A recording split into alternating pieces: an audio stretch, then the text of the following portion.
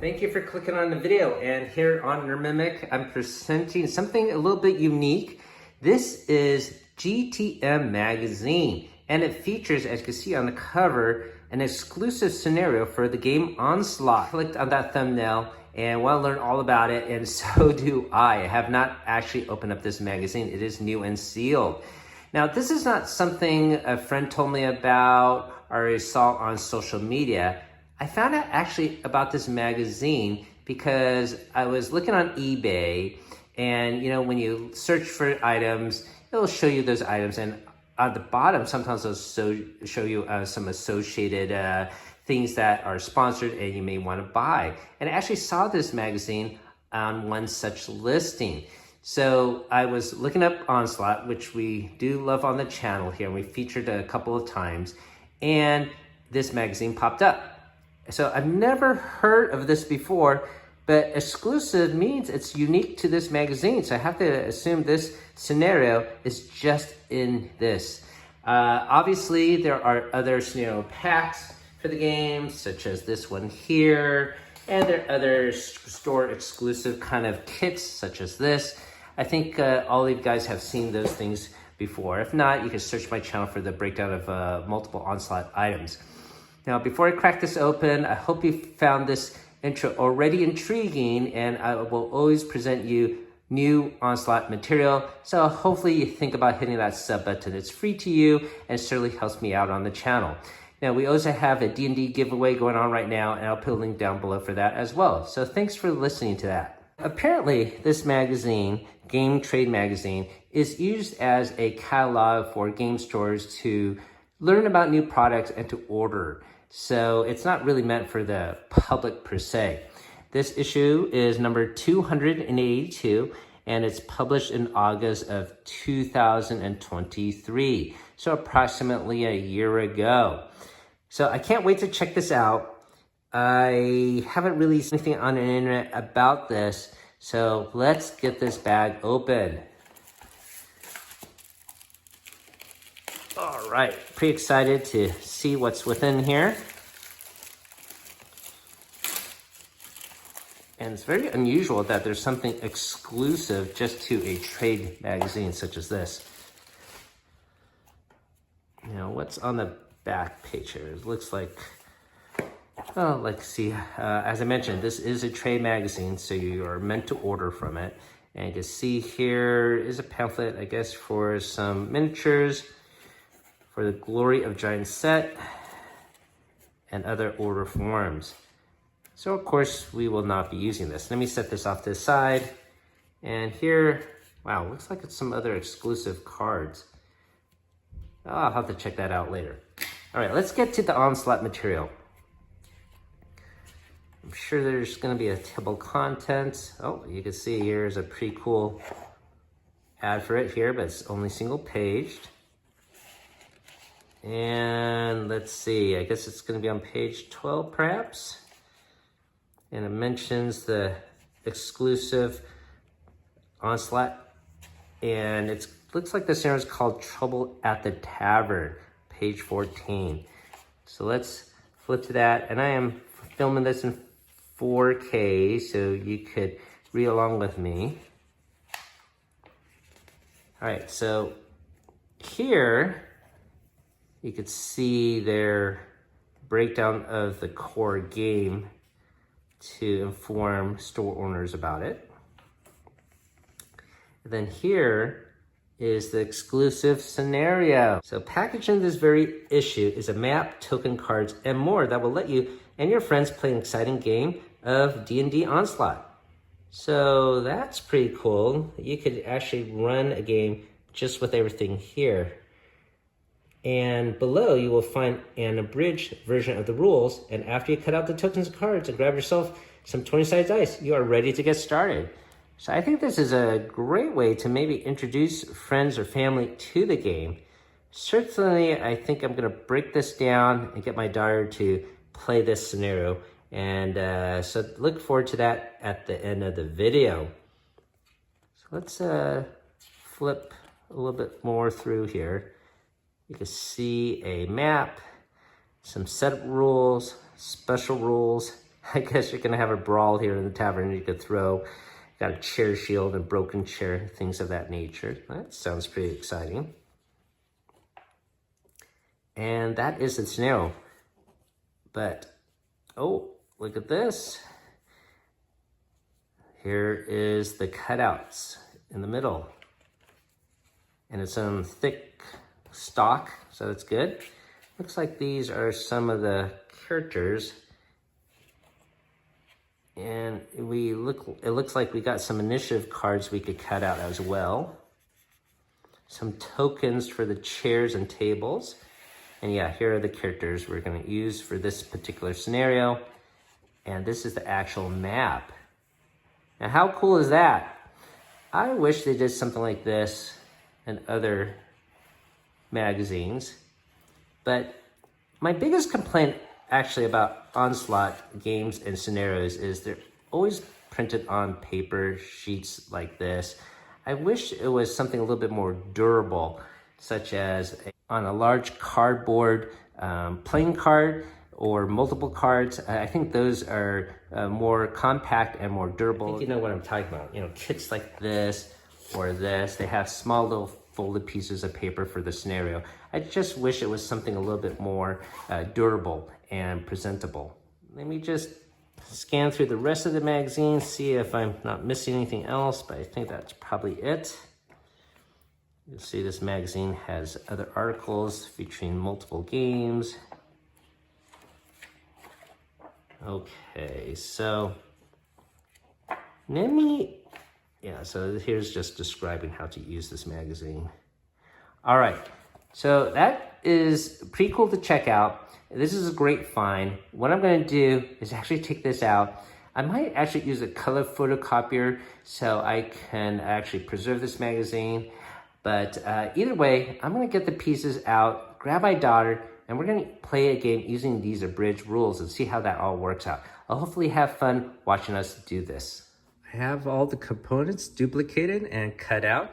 I have it printed on a similar thick paper stock, and it was really nervous for me to cut it out well. So I'm not sure how people do this print and play, but I don't think those are games meant for me, as I would be very picky about making the edges perfect. But either way, I got it done. The original is still within the magazine here. You can see it's still attached. And let me just discuss these components and the rules and the scenario before we start the actual game. So you can see the artwork is actually quite nice. You can see a table here has maybe a pot on it. Another one actually has a piece of meat. So it's pretty cool that it has unique artwork. And on the flip side, it's the destruction of the actual table with the pot of soup spilled as well. So it's a really nice detail. And similarly, here are chairs and stools. You can see this stool actually has a loot on it. Another one has nothing on it. If it gets destroyed, you can see the destruction happen. There are damage tokens. This is 1 damage, this is 2. Here's 3 versus 5 damage on the flip side of this one. Okay, and then we have our initiative cards, which remain the same. And of note are the character cards. Now, these characters you've seen before in the other sets, however, the abilities are scaled down. For example, for Coal Forge here, you have Warhammer, but you can't throw your hammer here, or at least not in this setup. The token to represent the character is sort of similar. And on the flip side is the bloodied condition. Okay, so those are basically the same there. In regards to the rules are the same. You either move or to do an action or move twice, and you roll 2 die and pick the highest one. They even have the same critical success and critical failure, where you roll a 20, a natural 20, you automatically do a hit, and roll a natural 1, you fail, with the caveat that you didn't roll a 20 on the other die. So that is all the same. They have just pulled out all the mentions of loot and various different conditions. So this basically appears the same to me. On the flip side here is the setup for the scenario. I'll read you this introduction in a bit, but let me just show you some of the setup here. And it talks about the destructible chairs. So these chairs, you can throw them, And to throw them, you could do a +7 to hit. And if you do so, you cause 1 damage. The chair, if thrown successfully hits the target, will get broken. And the broken token is actually put underneath your character that got hit. And this will actually give that character a penalty to move out of that location. It will cost 2 movement points instead of 1. If you miss, the chair will scatter and get broken to the side. You can use a chair that's adjacent to you as a shield, okay? And that will give your character +1 armor class. And also for the tables, you can kick a table to shove against another player, and that will give them a dazed condition. You can use the table as a shield, and of course the table get broken, but it does have a little bit more health than your standard chair. You can see how very soon all these components will be flipped over and destroyed, especially since in this scenario, you only have 6 rounds to finish the game.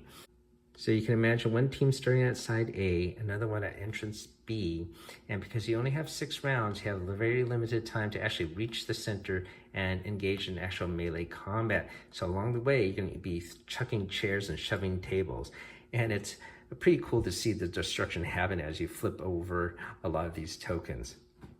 Now, because you are in a tavern, everyone is a little dizzy, or I guess drunk is what they're trying to say. So in round 1, there is no effect. In round 2, everyone gets a -1. Round 3, everyone gets a +1. Round 4, -2. Round 5, +2. And in round 6, all attacks, you only roll 1 die instead of 2. So your objective is to prove your worth. So the team with the fewest amount of defeated characters in play wins. If there's a tie, the team with the fewest bloodied characters wins. And that is essentially the setup. So let me read the introduction to Trouble at the Tavern. There's word around town that an adventuring party is looking to hire sellswords for some lucrative treasure hunts, as you and your partner are deciding on how to prove your worth over some drinks at the local tavern. You overhear a rival team talking about the same contract. This is the perfect opportunity to prove your value to your future employer. You toss a chair over the heads of the rival team, challenging them for the rights to the contract. They gladly accept. So I think this is a very cool scenario. As cool as this tavern scenario is, I think this abridged game system is quite fascinating. And I wish, instead of having it locked away in some trade magazine exclusively that hardly anyone's gonna see, I wish the company heavily promoted this. Maybe give away multiple copies at conventions and retail stores.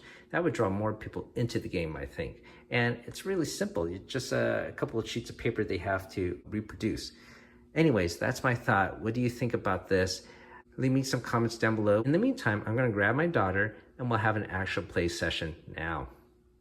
Welcome to our gameplay portion of Trouble at the Tavern, an exclusive D&D Onslaught game scenario that was included in GTM Magazine issue number 282. The pieces are all placed according to the layout on the setup, and we're ready to go. We already selected our characters based on some early rolls just to get the gameplay going. The only thing left to do really is to roll for initiative. So let's get started. My daughter's already here, and when you use the yellow die, you got a 13 and I got a 17. So it looks like I go first. So I get the initiative card number 1, and we'll just shuffle this up. There's only 3 other cards, but when I pick 2, those 2, and I got number 3. So we're just gonna place our initiative cards adjacent to our player cards that we're gonna use. And we're gonna just keep it face up just to get the gameplay a little bit more transparent to you guys watching on camera. So we got tables and chairs that we could use as defense and weapons, but they do not block motion, not even the tables. So I guess it's assumed that when we run around, we are like jumping over the table or standing on the table. So my team is going to start at side A here, and this is actually a token, but just to keep it smooth and have less tokens on the board, I'm going to remove this, and I'm going to place my 2 tokens here of where I'm going to be. And when you do the same thing, when you take away that B, just place your 2 tokens of your characters at the entrance there, okay? Voila. Nice. Okay, so since I'm gonna go first, I have picked Molly to go first. She has a speed of 3. So we move up and down, left and right, but not diagonally. So I'm just gonna, 1, 2, 3, I'm just gonna jump on top of this table and say, haha, you bastards, I'm gonna win the contract. All right? Okay, when you move number 2, so that's gonna be that character, yep. I can move 4. Yep. 1, 2, 3, 4. Yeah, next to a chair, so that's gonna be helpful to throw or use as defense later, right? And my number 3 is here, Drom, and he can move 3, so he's gonna move 1, 2, 3, and be on top of this table. And you know what? I made a mistake. I started here, but this character can move 3, not 2, and can go up here. So I can get a little closer, okay? All right. And then your last character, Coalforge, she's a little bit slower, right? Can only move 2. 1, 2. All right. Okay, so we are gonna, I'm gonna give you the initiative card, right? So you have the initiative now, and we'll take these other cards, shuffle them up, and I will pick 2. All right, so I got a 3 and a 4, and I'll just place it like so. Okay, so when you go first. Okay, so this guy's gonna go 4. Yeah, and when you throw a chair, you can throw it up to 4 spaces away. Just as a reminder. 1, 2, 3, 4. Okay. And then this guy. Yep.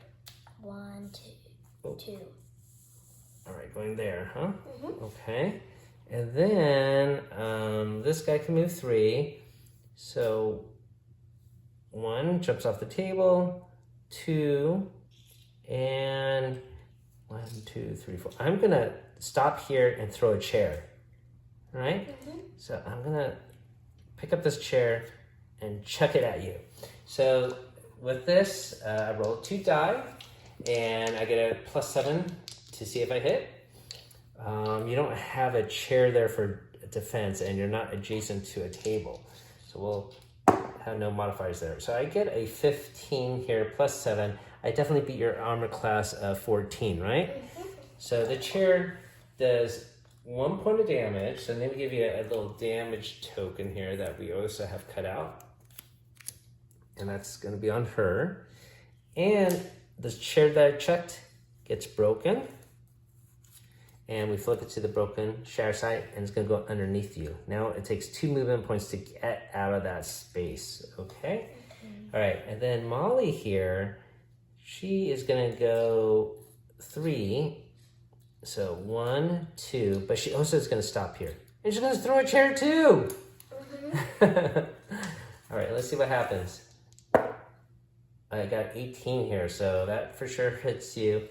Get another point of damage. You can flip it to the 2 side there, and it shatters. And so this is all gonna be underneath you, a pile of rubble there. Okay, so it's my turn then, right? So I get the first player initiative. We'll take these initiative cards, we'll shuffle them up. Okay, when I pick 2, let's see. Okay. All right, so I got lucky here. So I'm gonna be number 1 and 2. You got 3 and 4. All right, so I think I'm gonna try come up to you and do melee attack, okay? So I can, well, actually I can only move 3. 1, 2, 3. And let's see this. So he is gonna go up here. And he's gonna throw a chair at you. Okay. I could attack you with my melee weapon, a spike gauntlet, but it only gets a +3, and the chair is +7. So, so I'm gonna just do the chair. I'm more likely to hit you because Daddy sometimes rolls bad, right, Emma? All right, so here we go.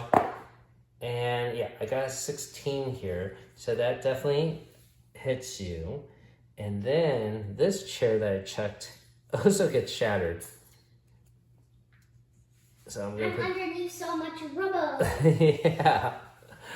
All right, so now you got a 3 damage here.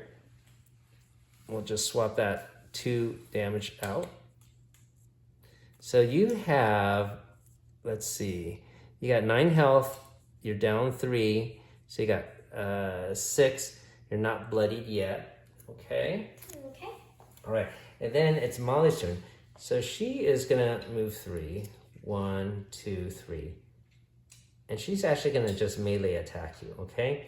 So she's gonna use her mace, and she gets a +5 with that. And if she hits, she gets a 2 damage.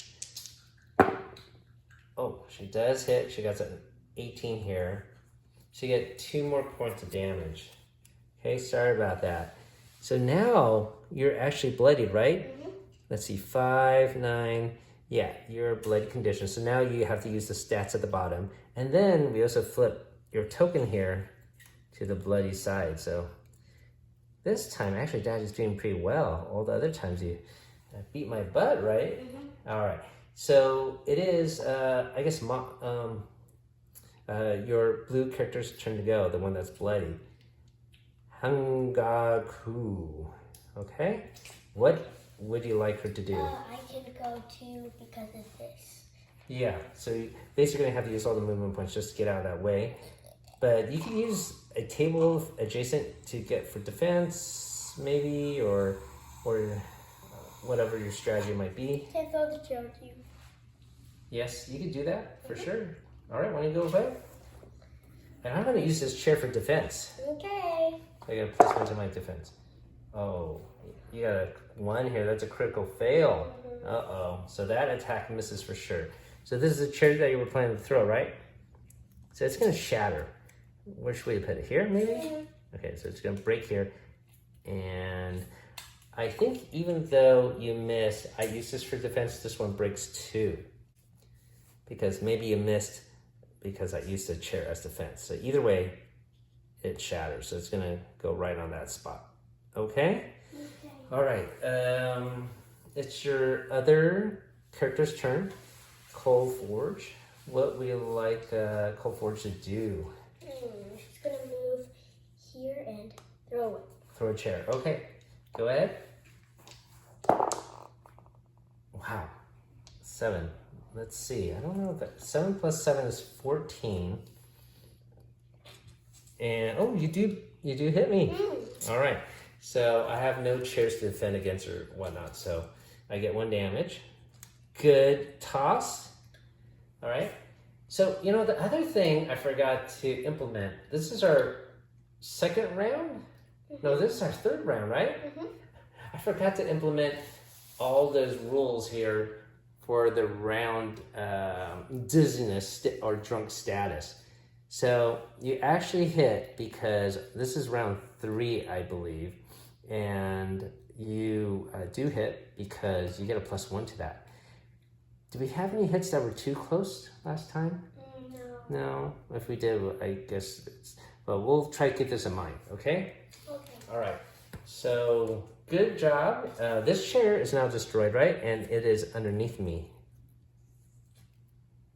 Okay, so I think that is it for round 3. Once again, there's only 6 rounds, so this is a very quick scenario. So you have the initiative. I want you to shuffle up these 2 cards, and I'll take 2 of them. All right, let's see what we got here. I have 3 and a 4. Okay, so you definitely have the full initiative of what you want to do. So you could chuck another chair or just come up close and we could do melee combat. The choice is yours. I'm going to check this chair. Okay, with a loot on it. And who are you going to throw it at? This guy, because I can get him. Okay, there we go. 1D and roll. And this time, because this is round 4, we get a -2 to our rolls, okay? And it looks like you got a 9 here is the best. So 9 plus 7 is 16. -2 is 14. You still hit me. You still hit me. So I go down. This is now a 2 damage. This duel gets destroyed. It's now underneath me as well. Okay? And then what would you like her to do? She's going to go 1, 2, and just attack this guy. Oh, melee. Okay. Yeah, that's fine. And you get there's a -2 to this. Oh, we got a 14. I think you hit me for sure. But what is your modifier for your katana? Plus 7? Oh yeah, you hit me for sure. And you do 2 points of damage. So let me just get another 2 token here. And let's see, I have 11 health and my bloody status is 5. So I think I'm okay for now. Right, but one more token of 2s, or 2 more points of damage are going to be bloody. That is the end of your 2 initiative cards. I am number 3 and number 4, so let me go. Since you're right next to me, I'm going to just try and melee you, all right? Okay. Maybe I might be able to knock you out. So, let me see what happens, and I get a -2 this roll. So 15, it's a 13 then, and the 13 plus my spike gauntlet is 3, so that makes it 16, and oh, look at that, I just barely made it, equal to 16. Okay, so you get 2 more points of damage. Okay. Yeah, all right, so 2 more points of damage, and I'll stay at my spot. And then Molly's gonna go, and Molly is gonna try to get around you. Let me see if I can get some move points, get out of this area. So she can move 3. If she jumps in here, that'll be 1. I'll be stuck in their area. She has actually a range attack. She's the only one in this set of characters has range ability, so let me get on. Let me go here. Okay, I'm gonna back up a little bit, and I'm gonna use range ability Sacred Flame, and this is gonna be a +5. All right, so here we go. Oh, I missed for sure. All right. So it is now to do initiative again. This is round 5 now, and we get a +2 to all of our attacks, okay? Alright. So this can be a little bit dangerous. Okay, I'm gonna shuffle up the initiative cards, Emma. You could pick 2. Here we go. Okay. Nice job. I got a 4 here.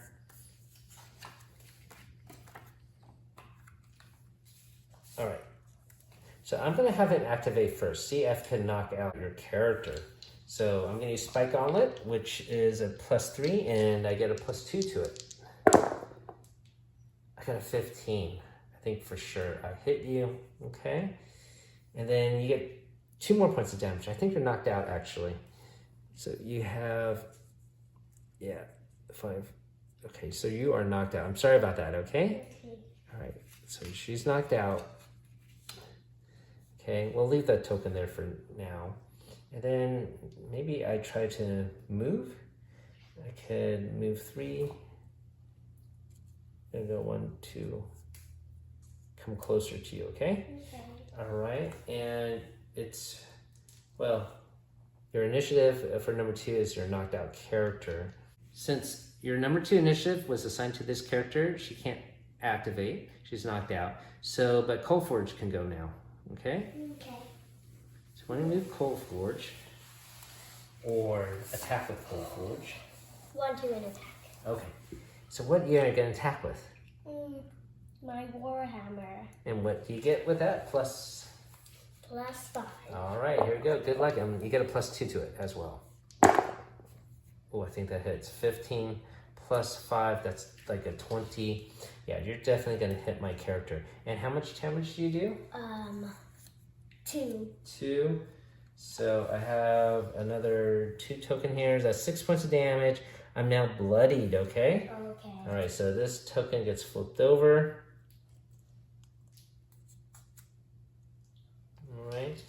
And then it's my turn. So Molly up there, and she's a little too far away from me to do anything, so I'm going to have to move her. She can move 3. Let me see if I can move around these chairs. 1, 2, 3. and I can attack at a range of 3 with Sacred Flame. 1, 2, 3. So you're just out of range. Okay?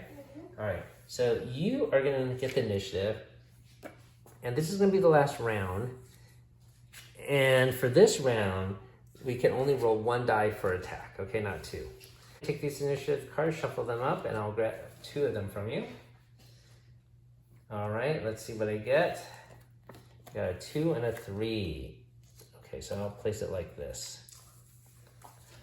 But I only have 1 character, so do I do this? Yes, you can do that. So that character can be arranged to go twice. All right, so what are you gonna do with Coal Forge? I'm going to attack this guy. I guess that makes sense. It's just 1 dice to roll, okay? Okay. 18. Okay, I think you hit me for sure. And how much damage did you do? 2. 2. All right, so let me find another 2 token here. I'm not knocked out yet. Okay, I'm gonna put the tokens here. So that's 8 points of damage, okay? And then I go next. So I'm just gonna try to attack you since you're right in front of me, all right? So I'm just gonna roll a single die as well. Spike Gauntlet, 4. I'm not even gonna calculate it, but I'm pretty sure I miss. All right, and then Molly gets to go. Yeah. So I gotta make her attack count because she's the last character, and I guess whether I do it by flame or mace, it's still a +5. So I might as well get up close and try to do the maximum damage possible, okay? So I'm gonna do mace attack. Does that count? 15? 15. Okay, so 15, I hit you, and let's see, I do 2 points of damage. All right, so I don't have any more 2 tokens, so we're just gonna use 1 for there, okay? All right, and now it's your last character's attack. I'm going to use this and try to get this guy. Yeah, that's right. Go ahead, and here, when you use the yellow die. Okay. Ooh, 14. So 14 plus 5, 19, right? So you definitely hit me and do 2 points of damage, correct? All right, so let me take this out. I don't think I'm knocked out here, but let me see. 8, oh, I'm still alive. I have 1 hit point left. 1 hit point left. Okay. All right, so that is the end of the whole game. So the person that wins is who has the least defeated characters, and unfortunately you do have 1 defeated. If you had knocked out this one, then it goes to the one that is least bloodied, okay? Or least damage, I suppose. And I guess that would be her because you got 2 points of damage. So I would barely eke out a win. So basically it's 3 points of damage that was the main difference. All right, so that was pretty fun. This time, the battle was more around this area. We played different games, and sometimes the whole tavern has broken chairs everywhere, right, Emma? All right, so hopefully you guys have fun watching that. Did you have fun today playing this, Emma? Yeah. Yeah. So thanks for playing, Emma, and thank you everyone for watching. Hopefully you found this interesting. If you want to stay up to date with Onslaught games and expansion packs, hopefully consider subbing up to the channel, as I always try to do my best to present them to you. So thanks for watching, everyone. Have a great day. Keep on adventuring out there.